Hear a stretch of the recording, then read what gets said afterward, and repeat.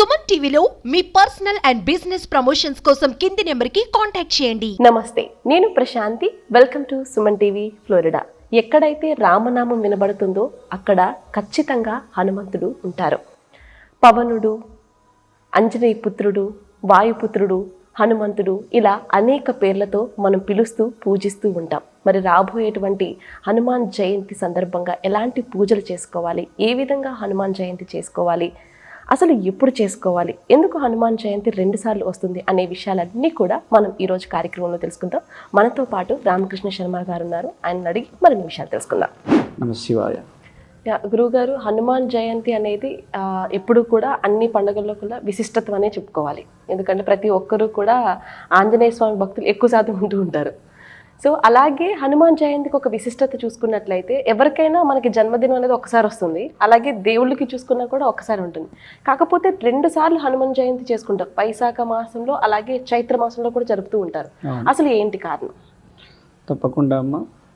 ముందుగా హనుమాన్ జయంతి అనకుండా జయోత్సవం అనాలి. ఎందుకంటే జయంతి అనేది లేని వారికి వర్తిస్తుంటుంది. చిరంజీవి అంటే ముందు ఆంజనేయ స్వామి, హనుమంతుడు అంటే ఎవరు అంటే సప్త చిరంజీవుల్లో ఒకడు. అంటే కలియుగంలో కూడా, కలియుగాంతంలో కూడా మళ్ళీ మళ్ళీ వస్తూనే ఉంటాడు. కాబట్టి అటువంటి స్వామికి మనం జయోత్సవం చెప్పుకుంటాం. ఓకే, అసలు ఈ విషయం ఎవరికి తెలియదండి. అందరూ కూడా హనుమాన్ జయంతి అంటూ ఉంటారు. అవును.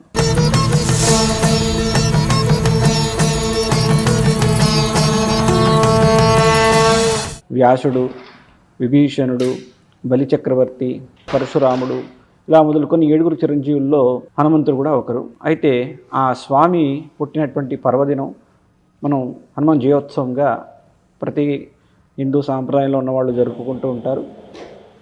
మీరు అడిగిన ప్రశ్న 2 విధాలుగా ఆంజనేయ స్వామి యొక్క జయోత్సవం 2 సార్లు ఎందుకు జరుగుతుంది? చైత్ర పౌర్ణిమ రోజు జరుగుతూ ఉంటుంది. మనం సాధారణంగా గుళ్ళల్లో కొంత భక్త బృందాలు చేస్తూ ఉంటారు. మళ్ళీ వైశాఖ బహుళ దశమి రోజు కూడా హనుమాన్ జయంతి జరుగుతూ ఉంటుంది. ఆ రెండిటికి వ్యత్యాసం ఏంటి అంటే, చైత్ర పౌర్ణిమ జరిగేటువంటి ఆ సంబరం ఏదైతే ఉందో అది ఉత్సవం, అది కూడా ఉత్సవమే ఉంటుంది. హనుమంతుని యొక్క పుట్టినరోజు కాదు అది. శ్రీరామనవమి అప్పుడు రాముడి యొక్క పట్టాభిషేకం జరిగిన తర్వాత ఆ పౌర్ణమి రోజున ఆ రాముల వారికి అయోధ్యంతో చేసినటువంటి ఉత్సవం, తనకు రాముడు అంటే ఆంజనేయ స్వామికి చాలా ప్రీతికరమైనటువంటి స్వామి. ఆయనకి ఏ జరిగినా, ఆయనకి ఏ సంతోషం వచ్చినా అది తనది అనుకునేటువంటి హనుమంతుడు. కాబట్టి ఆ రోజు ఆయనకు విజయోత్సవం, ఆయన రాముడి యొక్క విజయం, ఆయనకు జరిగిన విజయోత్సవాన్ని తన పుట్టినరోజుగా భావించి ఉత్సవం చేస్తూ ఉంటారు. కానీ నిజమైనటువంటి ఆ హనుమంతుని యొక్క పుట్టినరోజు మాత్రం వైశాఖ మాసంలో వచ్చే బహుళ దశమి రోజు మాత్రం అది ముఖ్యమైనటువంటి పండుగగా చేసుకోవాలి. ఓకే, అలాగే గురువుగారు, మరి అమెరికాలో ఉన్నటువంటి మన తెలుగు వారు కానీ, ఇక్కడ ఉన్నటువంటి ఇండియన్స్, మనకి ఇండియాలో ఉన్నంతగా సదుపాయాలు ఉండవు. అసలు ఇక్కడ ఎలా చేసుకోవాలి హనుమాన్ జయంతి? ఇప్పుడున్న కల్చర్ కూడా చాలా మందికి ఇక్కడే పుట్టి పెరిగిన వాళ్ళు ఉంటారు, చాలా మందికి తెలియదు. కొన్ని విషయాలు కూడా కన్ఫ్యూజ్ అవుతూ ఉంటారు. అప్పుడు మన ఇండియా టైంకి ఇక్కడ టైంకి చూసుకుంటే మనకి అసలు ఏ టైంలో చేసుకోవాలన్న ఆలోచనలో కూడా ఉంటారు. మనకి ఫ్లోరిడా స్టేట్లో ఒకలా ఉంటుంది, మన ఈఎస్టీ ఒకలా ఉంటుంది, వేరేది ఎలా ఉంటుంది? అసలు దాని గురించి వివరించగలుగుతారు? తప్పకుండా. సో ఆంజనేయ స్వామి యొక్క జయోత్సవం అంటే పుట్టినరోజు చేసేటువంటి ఆ పూజా కార్యక్రమం ఇప్పుడు కూడా దశమి అనేటువంటిది తిథి మనం పాటిస్తూ ఉండాలి, నక్షత్రం కాకుండా. ఆ దశమి సంపూర్ణంగా మీరు అన్నట్టు భారతదేశంలో ఉండే కాలమాన ప్రకారం ఎప్పుడు ఉంటుంది. అమెరికాలో అయితే ఇక్కడ 3 ప్రాంతాలుగా మనకు ఈఎస్టీ, సిఎస్టీ, పిఎస్టీల్లో దశమి ఎక్కువగా భాగం ఉదయం పూట వస్తున్నట్టయితే ఆ సమయాన్ని మనం భగవంతునికి పూజ చేయడానికి అర్హతగా తీసుకోవడం జరుగుతూ ఉంటుంది. అలాగే ఆంజనేయ స్వామి ఆరాధన గురించి మీరు అడిగారు, ఎలా చేయాలి, అమెరికాలో ఎలా చేయాలి అని అడిగారు. దానికి ఒక 2 విషయాలు నేను మీకు అర్థమవడానికి చెప్పాల్సి వస్తుంటుంది. హనుమాన్ చాలీసాలో మనం చెప్పుకుంటూ ఉంటాం, అష్టసిద్ధి నవనిధికే దాత అని ఆంజనేయ స్వామి గురించి చెప్పుకుంటూ ఉంటాం.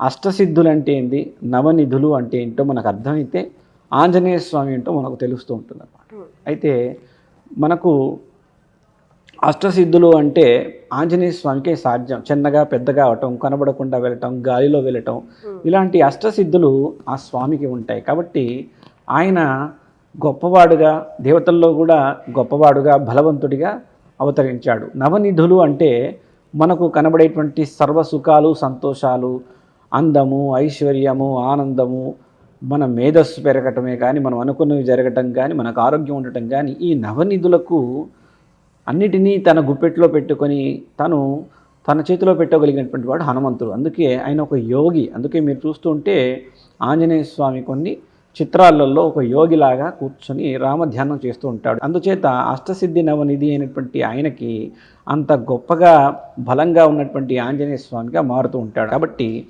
ఈయనకి పూజ ఎలా చేయాలి అనేటువంటిది 5 రకాల పూజలు ఉంటాయి. ముఖ్యంగా మనం స్తోత్రం చేయొచ్చు, మనం ఆయన హనుమాన్ చాలీస పారాయణం చేయొచ్చు, అంటే ఆంజనేయ మంత్రంతో జపం చేయొచ్చు. మనకు అందుబాటులో ఉన్నట్టయితే ముందుగా దేవాలయానికి వెళ్ళటం ఇంకా ఉత్తమం. సమయం ఇంకాస్త ఉన్నట్టయితే స్వామికి ఇష్టమైనటువంటి 3 రకాల పూజలు ఉంటాయి. ఆ 3 రకాల పూజ ఏంటంటే ఆకు పూజ, సింధూర పూజ, వనమాల పూజ. ఇలా చేసుకుంటూ ఆ స్వామికి పెట్టినటువంటి నైవేద్యాన్ని మనం 10 మందికి పంచిపెట్టి ఆ విధంగా స్వామిని మనం ప్రసన్నం చేసుకుంటూ జరుగుతాం. అలాగే గురువుగారు ఎక్కువ శాతం ఆంజనేయ స్వామి అనగానే ముందుగా మీరు అన్నట్టుగా సింధూరం, తమలపాకులు అనేది ఎక్కువ యూజ్ చేస్తూ ఉంటాం. ఆ తమలపాకులు ఎందుకు ఉపయోగిస్తారు అసలు? తప్పకుండా తను ఏది చేసినా కూడా, హనుమంతుడు ఏది చేసినా కూడా రాముడికి ఇష్టమైనది, రాముడికి మంచిది చేయాలి అని ఒకరోజు అయోధ్యలో సీతా అమ్మవారు రాముడికి ఇష్టమని రాత్రి పౌలించే ముందు తమలపాకులు చక్కగా తాంబూలం వేసి ఇస్తూ ఉంటుందన్నమాట. అది హనుమంతుడు కంటపడి, తల్లి స్వామివారికి మీరు ఎందుకు ఇది ఇస్తున్నారు, దానివల్ల ఏంటి ఉపయోగము, దాని అవసరం ఏంటి అంటే అప్పుడు అమ్మవారు చెప్తుంది, ఈ తమలపాకు తాంబూలం స్వామి వారికి, రాముల వారికి చాలా ప్రీతిపరమైనటువంటిది, అందుచేత నేను తను రాకముందే ఇది సిద్ధం చేస్తున్నాను అని చెప్తే, ఆ మాట విన్నటువంటి ఆ ఆంజనేయుడు నా స్వామికి తాంబూలం ఇష్టం కాబట్టి నేను తాంబూలాలన్నీ కూడా నా ఒంటంట వేసుకొని స్వామిని ప్రసన్నం చేసుకోవాలి, స్వామిని అలా చూస్తే సంతోషపడతాడు అని చెప్పేసి ఆయన ఇష్టపడతాడు. రాముడి వారి యొక్క ఇష్టాన్ని తన ఇష్టంగా మార్చుకొని తను పెద్దగా చేయాలి, శరీరం అంతా కూడా ఆ తమలపాకులో ఉంచుకోవాలనేటువంటి సాంప్రదాయంలో ఆయన ఇష్టపడుతూ ఉంటాడు. అందుచేత ఏ భక్తులైనా స్వామివారి అష్టోత్తరం చదువుతూ, ఆంజనేయ స్వామి అష్టోత్తరం చదువుతూ, అది శనివారం అయినా, పండగ రోజైనా, పర్వమైనా, ఇలా హనుమన్ దినోత్సవం అయినా కూడా ఆ రోజు ఆయనకి సమర్పించినటువంటి ఆ తమలపాకులు అంతా కూడా తన ప్రీతిపరమైనటువంటివి, రాముడి గురించి తను చేస్తున్నట్టుగా భావించి మనని కనికరిస్తాడు అనేటువంటి ఆ భాష్యంలోంచి ఈ తమలపాకుల యొక్క వివరణ వచ్చింది. ఓకే. అలాగే గురువుగారు సింధూరం గురించి చూసుకుంటే ఆయన ఒళ్ళంతా సింధూరం రాసుకుంటూ ఉంటారు. మన గుళ్ళో చూసినా కూడా ఎక్కువ శాతం అలాగే ఉంటాయి విగ్రహాలు. అవును. సో ఎందుకని సింధూరం ఇందాక చెప్పిన లాంటిదే ఇంకొక సందర్భంలో సీతా అమ్మవారు రాముల వారి శ్రేయస్సు గురించి, స్వామి యొక్క చల్లగా ఉండాలి, నా భర్త చల్లగా ఉండాలి, స్వామి చల్లగా ఉండాలి అని చెప్పి ఆవిడ సింధూరం ధరిస్తూ ఉంటుంది. ధరించినప్పుడు ఆంజనేయ స్వామి అది చూసి అమ్మవారిని అడుగుతూ ఉంటాడు, తల్లి ఈ సింధూర ధారణ గల కారణం ఏంటి అంటే, తను స్వామివారి యొక్క ఆయుష్, ఆరోగ్యాన్ని సర్వదా సుఖంగా ఉండాలి, నా భర్త చక్కగా ఉండాలి అనేటువంటి భావనలో వేరేటువంటి సింధూరాన్ని చూసి తాను కూడా ఒళ్ళంతా సింధూరాన్ని ధరించడం జరుగుతూ ఉంటుంది. అందుచేతనే ఆయన సింధూర పూజ చేసిన ప్రసన్నుడవుతాడు. ఆంజనేయ స్వామి ఎప్పుడు ప్రసన్నుడవుతాడు అంటే రాముడు సంతోషంగా ఉండడానికి ప్రసన్నం అవుతాడు. రాముడికి నచ్చింది తనకి ఇవ్వటం, తన ఒళ్ళంతా వేసుకోవడం ద్వారా ప్రసన్నమవుతుంటాడు. అందుచేత ఆయనకి రాముల వారి గురించి సింధూరం వేయటం, రాముల వారికి నచ్చిన ఆకుల్ని వేసుకోవటం ఆయనకి చాలా ప్రీతిపరం. ఆ స్వామికి, ఆంజనేయుడికి ఎవరు సమర్పించినా వాళ్ళు రాముడి యొక్క కరుణతో పాటు ఆంజనేయ కృప కూడా పొందుతారు అని చెప్పేసి ఇలా కొన్ని వేదాల్లో, పురాణాల్లో చెప్పబడింది. అలాగే గురువుగారు ఎక్కువ శాతం మనం చూసుకుంటే ఆంజనేయ స్వామి అంటేనే పిల్లలు ఎక్కువ ఇష్టపడుతూ ఉంటారు ఆయన స్వరూపంతో. కానీ అలాగే విద్యార్థులు ఎక్కువ మనకి విద్య సరిగ్గా రావాలని చెప్పి, అలాగే విదేశాలు రావాలనుకునేవారు మనం అనేవాళ్ళు ఆంజనేయ స్వామిని ఎక్కువ పూజిస్తే ఆరాధన ఎలాంటి శుభాలు కలుగుతాయి అంటారు? తప్పకుండా ఆంజనేయ స్వామికి అర్చన చేసే, అంటే నమస్కారం చేసుకునే రూపాలు 4-5 రకాలుగా ఉంటారు. అభయహస్త ఆంజనేయ స్వామి అంటారు, అంటే హస్తాన్ని ఇలా ధరించి ఉంటారు. అలాగే వీరాంజనేయ స్వామి అంటారు, అంటే గదను ధరించి ఉంటాడు. అలాగే జ్ఞానముద్దలో కూర్చున్నప్పుడు ఆయన ప్రసన్నాంజనేయుడిగా ఉంటాడు, కళ్ళు మూసుకొని రాముడిని ధ్యానం చేస్తున్నప్పుడు. ఇలా సాంప్రదాయంలో మనకు పంచముఖ హనుమాన్ ఉంటుంది. పంచముఖ హనుమాన్ అంటే ఆయన భగవంతుని యొక్క 5 ముఖాలతో వెలుజిల్లుతూ ఉంటాడు. అయితే విదేశాలకు రావాలనుకున్నా కానీ, చిన్నపిల్లలకు కానీ ఆయన ఏ విధంగా సహకరిస్తూ ఉంటాడు అంటే, పంచముఖ ఆంజనేయుడు అంటే బలవంతుడు. ఆంజనేయ స్వామి ఎవరు అంటే ఆ గాలి యొక్క పుత్రుడిగా భావిస్తాం, పవనసుతుడు అని చెప్పుకుంటూ ఉంటాం. అలాగే ఆంజనేయ స్వామి అంశ ఎక్కడిది అంటే శివాంశ సంభూతుడు అంటాం. ఎందుకంటే అంజనీదేవి శివుణ్ణి ప్రార్థిస్తూ ఉంటుంది. తనకు వానర జన్మ ఇంద్రుడు శాపం పెడుతూ ఉంటాడు. ఒక సాధువుని తాను, ఒక ఋషిని తాను దూషణగా మాట్లాడినందుకు ఇంద్రుడు ఆమెకి శాపం పెడుతూ ఉంటాడు, వానరు జాతిలో జన్మించమని. అలా జన్మించినప్పుడు ఆవిడ వెళ్ళి ఆ శివుడికి ప్రార్థన చేస్తూ ఉంటుంది, అయ్యా స్వామి, నాకు ఈ విముక్తి ఎప్పుడు కలుగుతుంది అంటే ఈ నాలాంటి అంశంతో ఉన్నటువంటి బాలుడు నీకు కలిగినట్టయితే నీకు ఈ ఎవరైతే దోషం ఇచ్చారో శాపం ఇచ్చారో అది తొలగి మళ్ళీ నువ్వు సామాన్యమైనటువంటి నీ పూర్వజన్మకి వెళ్తూ ఉంటావు అని చెప్తుంటారు. ఆ సమయంలో ఆవిడ కోరుకుంటుందన్నమాట, నువ్వే రక్షించాలి అంటే శివాంత సంభూతుడిగా ఆంజనేయ స్వామిని ఆమెకు కలిగేటట్టుగా వరం ఇస్తాడు. అది ఎలా ఇస్తాడు అంటే పవనం ద్వారా, అంటే గాలి ద్వారా తనలో వచ్చేటట్టుగా చేస్తాడు. అంజనీదేవి యొక్క భర్త కేసరి, అందుకే శంకర సువన కేసరి నందన అని హనుమాన్ చాలీసాలో చెప్పుకుంటాం. ఈ విధంగా ఆ పవనుడి ద్వారా తను రాగలిగాడంటే ఈ భూప్రపంచమందు దేవుడు లేడు అనేటువంటి పరిస్థితి వచ్చినప్పుడు పంచభూతాలే దేవుళ్ళు అవుతాయి. సో ఈ ప్రక్రియలో మనకేమర్థమవుతుంది అంటే భగవంతుడు లేని సమయం ఒకటి ఉంటుంది, అది కలియుగం. ఎందుకు రాలేడు అంటే ఇక్కడ పాపము 75% ఉండి ధర్మం 25 ఉన్నప్పుడు భగవంతునికి 50% కంటే పుణ్యం తక్కువ ఉన్నప్పుడు భూమి మీద రాలేడు, ఆయనకు బలం సరిపోదు. చెడ్డవాళ్ళు ఉన్నప్పుడు ఈ పంచభూతాలకే ఆయన శక్తిని ఇచ్చేశాడు. పంచభూతాలు అంటే అగ్ని, వాయువు, నీరు, భూమి, ఆకాశం, ఈ 5 భగవంతుడు ఉంటాడు. అలాగా పవనసుతుడు అంటే హనుమంతుడు పవనుని యొక్క అంశతో వచ్చాడు. కాబట్టి ఆ శక్తి మనం ఎక్కడికైనా వెళ్ళాలి అంటే గాలిలోంచే వెళ్తాం. మనకు మంచి జరిగినా చెడు జరిగినా గాలిలోంచే జరుగుతుంటుంది. ఏమంటే మనం అంటుంటాము, చిన్న పిల్లవాడికి ఏదైనా జలుబు చేసినప్పుడు ఏ గాలి సోకిందో అంటాం. అలా గాలిలో మంచి ఉంటుంది, చెడు ఉంటుంది. మరి కనబడే గాలికి ప్రత్యక్ష బలమైన సాక్ష్యం ఏంటి అంటే ఆంజనేయ స్వామి, పవనసుతుడు. ప్రాక్టికల్గా కూడా మనకి ఏదైనా ఫ్లూస్ వచ్చినా ఇంకేదైనా డిజీజెస్ వచ్చినా గాలి నుంచి సోకుతుంటాయి. అలాగా గాలిలో కూడా భగవంతుడు ఉంటాడు అని మన హిందూ ధర్మం నమ్ముతుంది. దాన్ని ఆ గాలిని తన గుప్పిట్లో పెట్టుకోగలిగిన వాడు ఆంజనేయుడు. అందుకే మనం ఏదైనా ప్రయాణాలు చేస్తున్నాము అంటే గాలిలోంచి వెళ్ళటం జరుగుతుంటుంది. అలాగే చిన్నపిల్లలకి గాలి సోకడం, ఇలాంటి దోషాలన్నీ తొలగించే హనుమంతుడు. ఇందాక చెప్పినట్టు ఆయనకు అష్టసిద్ధులు కూడా ఉన్నాయంటే ప్రతి సూక్ష్మమైన చోట, కనబడని చోట, కనబడే చోట, అన్నిటి చోట కూడా ఆయన విస్తరించి ఉంటాడు. పైగా చిరంజీవి అయి ఉంటాడు. చిరంజీవి అంటే అన్ని యుగాల్లో కూడా ఉంటాడు. రాముడు త్రేతాయుగంలో ఉన్నాడు, తర్వాత అవతారం చాలిస్తాడు, విష్ణుమూర్తిగా ప్రతి చోట ఉంటాడు, తర్వాత కృష్ణుడిగా ఉన్నాడు. కానీ ఆంజనేయుడు ఆ సప్త చిరంజీవుల్లో పావనమూర్తి, పవనుడిలాగా సమస్తము తిరుగుతూ ఉంటాడు. అలాగే గురుగారు, మనకి ఎక్కువ శాతం చూసుకుంటే ఆంజనేయ స్వామికి ప్రీతికరమైనది అప్పాలు అని చెప్పి అంటారు. అసలు ఎందుకు పెడతారు అదే నైవేద్యంగా, ఎందుకని? అప్పాలు అనలేం దీన్ని మనము. ఆంజనేయ స్వామికి ఒక చిన్న కథ ఉంది ఈ అప్పాలకు సంబంధించినటువంటి పూజలో. అదేంటంటే రాహు అని మీరు నవగ్రహాల్లో వింటారు. రాహు యొక్క దోషం తొలగాలి అంటే ముఖ్యంగా శివుడికి పూజ చేస్తాం. అందుకే మనం మన దగ్గర ఆంధ్రప్రదేశ్లో మనకు తిరుపతి దగ్గర కాళహస్తిలో రాహుకేతు పూజలు చేస్తూ ఉంటాం. రాహు అనేటువంటి గ్రహం చాలా చెడు గ్రహం అనమాట. ఎవరికి రాహుకాలం, పొద్దునపూట రోజు రాహుకాలాలు చూస్తూ ఉంటాం.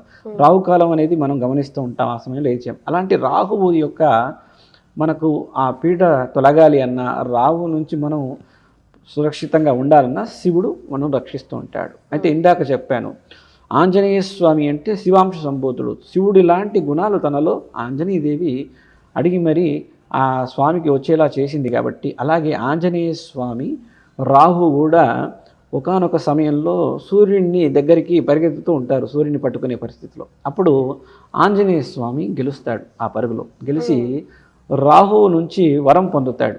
ఏం వరం పొందుతాడు అంటే రాహుకి ఇష్టమైనటువంటి ద్రవ్యాలు అంటే గ్రెయిన్స్ ఏవైతే ఉంటాయో మనం సమర్పించుకుంటూ ఉంటాం కదా, చంద్రుడికి బియ్యం అని, సూర్యుడికి గోధుమలు అని, శనేశ్వరుడికి నువ్వులు అని, అలాంటి వస్తువుల్లో రాహుకి ఇష్టమైనటువంటి మినప్పప్పు, మినుములు ఏదైతే ఉంటాయో మినపు యొక్క పప్పుతో ఏవైనా పదార్థాలు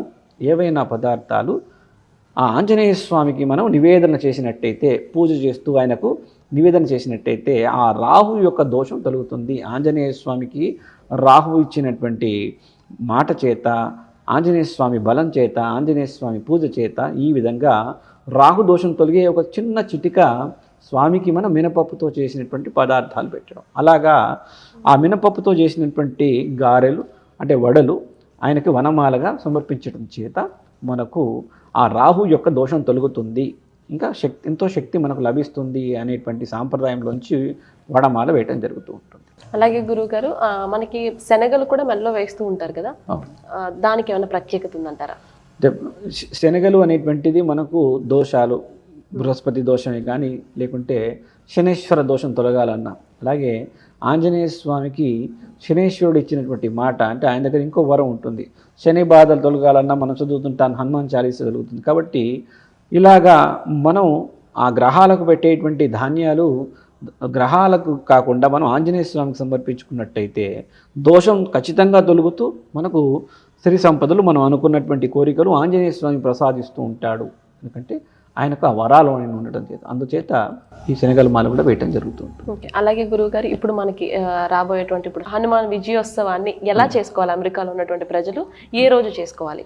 మన అమెరికా ప్రాంతంలో ఈ సంవత్సరం అంటే క్రోధినామ సంవత్సరం వైశాఖ మాసం బహుళ ఏకాదశి అంటే ఇంకా 3 రోజుల్లో వచ్చేటువంటి శనివారం వస్తుంది, దశమి రోజు. ఆ రోజు ఉదయం పూట నేను ఇందాక చెప్పినట్టు మీరు హనుమంతుని పంచభూతాల్లో ఉంటాడు. కలియుగంలో శక్తి అంటే విగ్రహం కాదు, ఫోటో కాదు అని చెప్పాను. పంచభూతాల్లోని శక్తులు ఉంటాయి.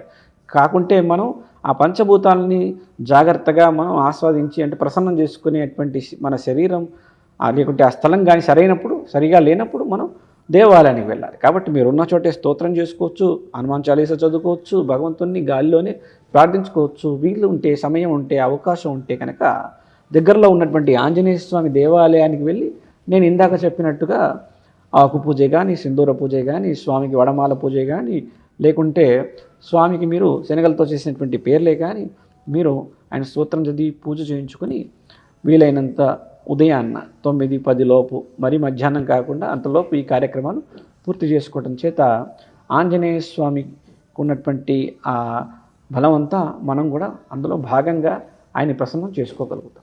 అలాగే గురువుగారు ఒక మాట, ఇప్పుడు గత కొన్ని రోజుల నుంచి చూసుకున్నట్లయితే అమెరికాలో ఉన్నటువంటి విద్యార్థులు ఏదో ఒక ఇబ్బందుల్లో పడుతూ ఉన్నారు. అది వీసాలు కావచ్చు, లేదంటే రోడ్డుకు సంబంధించినటువంటి చిన్న చిన్న విషయాలు. ఆ పదం కూడా వాడడం ఎందుకని చెప్పి వాడట్లేదు. సో ఇలా ఏదో ఒక విషయంలో మన ఇబ్బందులు పడుతూ ఉంటున్నారు ఇక్కడ ఉన్న వాళ్ళ విద్యార్థులు. అలాగే అమెరికా రావాలనుకునే చాలా మందికి వీసాలు రిజెక్ట్స్ అవుతూ ఉంటాయి. వాళ్ళు ముఖ్యంగా హనుమాన్కి సంబంధించినటువంటి ఏదైనా మంత్రం ఉందా? వాళ్ళు ఎలా ఆరాధిస్తే ఫలితాలు జరుగుతాయి అంటారు? తప్పకుండా. హనుమంతుడు అంటే బ్రహ్మచారిగా వర్ణిస్తూ ఉంటారు. పిల్లలు చదువుకునే పిల్లలకు అంటే బ్రహ్మచారి లాగా ఉంటారు వాళ్ళు. పెళ్ళైన వాళ్ళు చదువుకోవడానికి రావచ్చు, కానీ ముఖ్యంగా ఎక్కువ శాతం బ్రహ్మచారులే ఉంటారు. కాబట్టి ఆంజనేయ స్వామి యొక్క ఆరాధన చేయడం ద్వారా బ్రహ్మచారులకి దాని ఉపయోగం ఎక్కువగా ఉంటుంది. వాళ్ళు బ్రహ్మచర్యం పాటిస్తూ ఉంటారు, ఆంజనేయ స్వామికి దగ్గరగా ఉంటారు పోలికతో. కాబట్టి ఆయన వాళ్ళని కరుణించడం జరుగుతూ ఉంటుంది. అలాగే స్థాన చలనం అంటే గాలి మారుతూ ఉంటుంది, కనబడకుండా మారుతూ ఉంటుంది. అందుకే ఆంజనేయ స్వామికి ఆ శక్తి ఉంటుంది. విదేశాలు, స్థలాలు కనబడకుండా మారుతున్నప్పుడు ఆంజనేయ స్వామి రక్షించేవాడుగా భావిస్తాం. అందులో ఇందాక చెప్పినట్టు పంచముఖ ఆంజనేయులు అని చెప్పాను. అంటే ఆ ఆంజనేయ స్వామి పంచముఖాలలో ఉంటే 5 దిశలుగా ఉంటూ ఉంటాడు. మనం చోటు మారటం చేత, గ్రహస్థితులు మారటం చేత, కొన్ని పరిస్థితులు బాగలేనప్పుడు కనుక ఆంజనేయ స్వామి ఆరాధన కొంత ఉపశమనం కలిగిస్తూ ఉంటుంది. కాబట్టి వీళ్లకు ప్రత్యేకించి మామూలు ఆంజనేయ స్వామి అంటే ఒక విగ్రహం, అభయాస్త విగ్రహం చెప్పాను. స్వామి ఒక్కడే ఇలా చేతులు పట్టుకొని ఉంటాడు. ప్రసన్న ఆంజనేయం అంటే ఇలా ఆయన ధ్యానంలో ఉంటాడు. ఇలా కాకుండా ఇందాక చెప్పిన వీరాంజనేయ అంటే గద పట్టుకొని ఉండడం కాకుండా పంచముఖ ఆంజనేయ స్వామి, ఎందుకంటే మనకు కాస్త ఎక్కువ శక్తిగా అవసరం ఉంటుంది. సామాన్యంగా ఉన్నప్పుడు మామూలు పూజ సరిపోతుంది. మనం కొద్దిగా నెగిటివ్లో ఉన్నప్పుడు మనకు ఎక్కువ శాతం శక్తి కావాలి అంటే పంచముఖ ఆంజనేయ విగ్రహాన్ని ఆరాధన చేసి దాని శక్తి 5 దిశల నుంచి వస్తుంది. కాబట్టి వాళ్ళని పంచముఖ ఆంజనేయ స్వామి యొక్క దేవాలయానికి వెళ్ళి దర్శించమని చెప్తాను. అలాగే గురువుగారు ఆడవారు ప్రత్యేకంగా ఆంజనేయ స్వామి అంటేనే చాలా నిష్టగా చేయాలి. ఆయన మనకి పెళ్లి అలాంటివి ఏమి చేసుకోకుండా ఆయన బ్రహ్మచారిగా ఉన్నారు కాబట్టి ప్రత్యేకంగా ఎక్కువ మగవారు పూజిస్తూ ఉంటారు. అదే ఆడవారు పూజిస్తే ఎలా పూజించాలి? ఆడవారికి పూజలో నియమం అంటూ ఏమీ లేదు.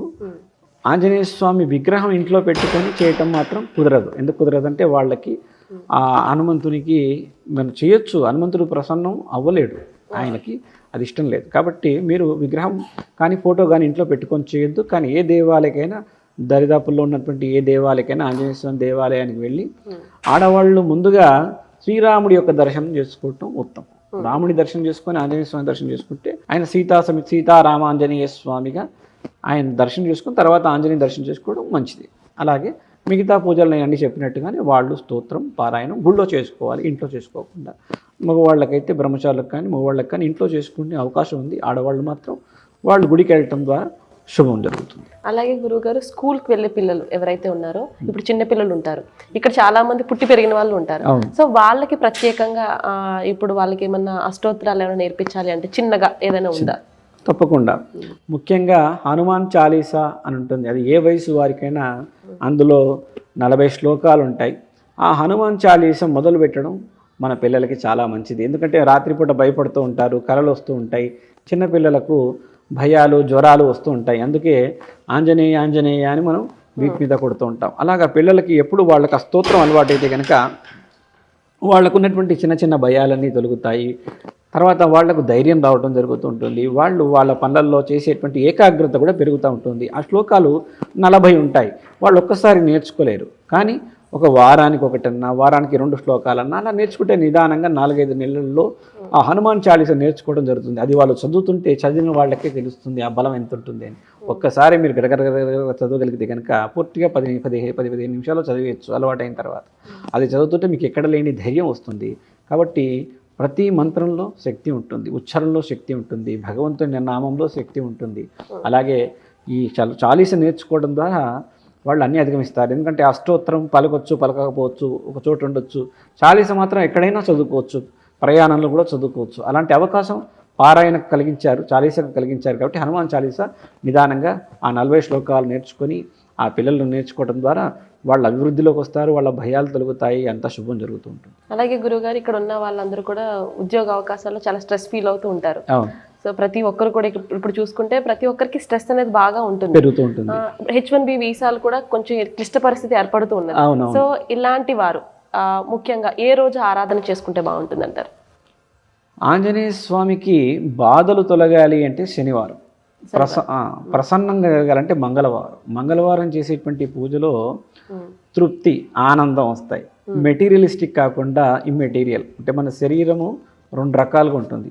ఒకటేమో కనబడే భౌతిక శరీరం అంటే కాళ్ళు చేతులు కళ్ళు హృదయము మనస్సు, ఇవన్నీ లోపల కనబడని ఆత్మ మనస్సు అనేది కనబడదు. ఇలా ఆత్మ మనస్సు సంతోషంగా ఉండాలి, ఆనందంగా ఉండాలి, ఇలాంటి కోరికలు ఉంటే అది మంగళవారం సిద్ధిస్తాయి. దోషాలు తొలగాలి, నాకు ఉద్యోగ ప్రయత్నాలు ఫలించాలి, నాకు అనుకున్న పనులు జరగాలి, నాకు శని అడ్డొచ్చారు, రాహు అడ్డొస్తుంది, తొలగాలి అంటే అది శనివారం. దోష నివారణార్థం చేసేవి శనివారం, ప్రసన్నం చేసుకోవాల్సింది మంగళవారం. ఈ 2 రోజుల్లో వాళ్ళకి కావాల్సిన పద్ధతిని బట్టి చేసుకోవాలి. అలాగే మన దోషం చిన్నది కాదు, పెద్దగా ఉంది. ఇప్పుడు సడేసాత్ శని అంటాం, 7.5 శని కానీ, అష్టార్ధమ శని, 4 సంవత్సరాల శని, అలాంటి కష్టాలు ఉన్నప్పుడు కనుక 1 వారంతో సరిపోదు. మగవాళ్ళు అయితే 5 వారాలు, 11 వారాలు, లేకుంటే ఒక మండలం 40 రోజులు లెక్క అయితే మండలం, అరమండలం, ఇలాగా వాళ్ళు ఒక పద్ధతి పెట్టుకొని వాళ్ళు అనుకున్నది ఒకే సమయానికి అదే ఎక్కడ మొదలుపెట్టారో అక్కడే చోటికి వెళ్ళి చేయగలిగారు. 5 ప్రదక్షిణలు చేస్తే 5, 40 ఏదో ఒకటి వాళ్ళు ఏది మొదలుపెట్టినా ఒకే సమయానికి అదే విధంగా అనుకున్నది సంపూర్ణంగా చేయగలిగితే తప్పకుండా ఇవన్నీ తొలగుతుంటాయి. ఎందుకంటే ఇప్పుడున్న ప్రపంచంలో ఇప్పుడు జరుగుతున్నటువంటి యాస్ట్రాలజీ, మన లెక్కలు వేస్తూ జాతక పరంగా చాలా గ్రహాలు సరిగా లేవు, ప్రపంచానికి బాగాలేవు. వ్యక్తిపరంగా కాకుండా ప్రపంచం అంతా కూడా బాగాలేదు. నేను లాస్ట్ టైం కూడా రోజునామ సంవత్సరం. కాబట్టి ఇది ఒక్కరి సమస్య కాదు, ప్రపంచంలో చాలామందికి ఉన్నటువంటి సమస్య. కాబట్టి ఆ గ్రహాన్ని అధిగమించాలి అంటే ఇలాగా స్వామి యొక్క పూజ కానీ చేసుకోవటం మంచిది. ఇప్పుడు అమెరికాలో ఉన్నటువంటి ప్రజలు ఎవరైతే ఉన్నారో చాలా మంది ఇండియాలో పూజలు చేపిస్తూ ఉంటారు, అమెరికాలో కూడా అవకాశం ఉంటుంది అంటారు ఇలాంటి పూజలు చేసుకోవడానికి? తప్పకుండా ఉంటుంది. ఇప్పటివరకు నేను చెప్పిందంతా కూడా స్వామి విగ్రహం లేకుండా కూడా చేసుకునేవే చెప్పాను. స్తోత్రం చెప్పమన్నాను, జపం చేయమన్నాను. ఆంజనేయ స్వామికి రామనామం అంటే ఇష్టం, రాముడి నామం జపించినా సంతోషపడతాడు. దేవాలయానికి వెళ్ళమన్నాను. ఇవన్నీ ఇక్కడ సాధ్యమైనవి. పంచముఖ ఆంజనేయ స్వామి దేవాలయాలు కూడా ఉన్నాయి. పైగా రాయి చెట్టు మన దగ్గర కూడా చాలా గుళ్ళల్లో ఉంటున్నాయి. అవును. ఫ్లోరిడాలో మన ట్యాంపాలో కూడా రాగి చెట్టు ఉంది. రాగి చెట్టు ప్రదక్షిణ కూడా మంచిది. రాగి చెట్టు ప్రదక్షిణ చేసుకొని ఆంజనేయ స్వామికి చేసుకోవటం, నవగ్రహాలు ప్రదక్షిణ చేసుకొని స్వామికి చేసుకోవటం, ఇలాగ వాళ్ళకి తెలిసిన పారాయణ సూత్రం చదువుకోవటం, ఇవన్నీ కూడా అమెరికాలో కూడా సాధ్యం. కాబట్టి ఇవి పెద్ద పూజలు ఏమి కావు అని సామాన్యమైనటువంటి కొన్ని నిమిషాల్లో జరిగేటువంటి పూజలే. కేవలం మనసుకి ఏకాగ్రత ఉండాలి, భగవంతుడి మీద నమ్మకం ఉండాలి. అప్పుడే భగవంతుడు తన యందు వచ్చి సహాయం చేయగలుగుతాడు. ఎందుకంటే ఇది కలియుగము. రాముడిగా ఉంటేనేమో శబరి దగ్గరికి తానే నడుచుకుంటూ వెళ్ళేవాడు, హనుమంతుడి దగ్గరికి వెళ్ళేవాడు. కృష్ణుడిగా ఉంటే కుచేరుడి దగ్గరికి అర్జునుడి దగ్గరికి వెళ్ళేవాడు. ఇది కలియుగం. భగవంతుడు మనిషి రూపంలో రాలేని చోట పంచభూతాల్లో ఉన్నాడు. ఆయన్ని ప్రసన్నం చేసుకోవాలంటే మనం ఆయన దగ్గరికి ముందు వెళ్ళగలగాలి. మనం 2 అడుగులు వేస్తే ఆయన మన వైపు 4 అడుగులు వేస్తాడు అనేది మనకు అర్థం కావాలి కలియుగంలో. ఇది విషయం. చాలా చక్కగా వివరించారు గురుగారు. ఎందుకంటే అమెరికాలో ఉన్నటువంటి ప్రజలకి ఇలాంటి సందేహాలు నివృత్తి చేయడానికి ఇప్పటి వరకు మొట్టమొదటిసారిగా కార్యక్రమం చేపట్టింది మన సుమన్ టీవీ ఫ్లోరిడా నుంచి. మీ ద్వారా మాకు తెలియజేసినందుకు ధన్యవాదాలు. శతాయుష్య శతమానం భవతి.